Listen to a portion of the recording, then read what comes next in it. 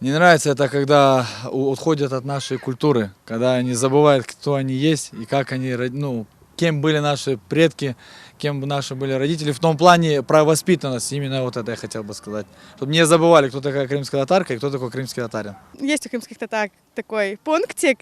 Никогда не быть пунктуальными. Всегда нужно опоздать. Пусть это будет 15 минут, но это обязательное условие.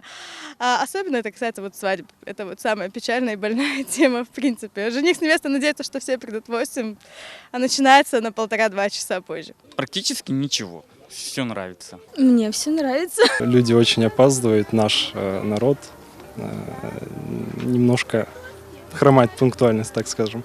Не могу сказать. Пунктуальность.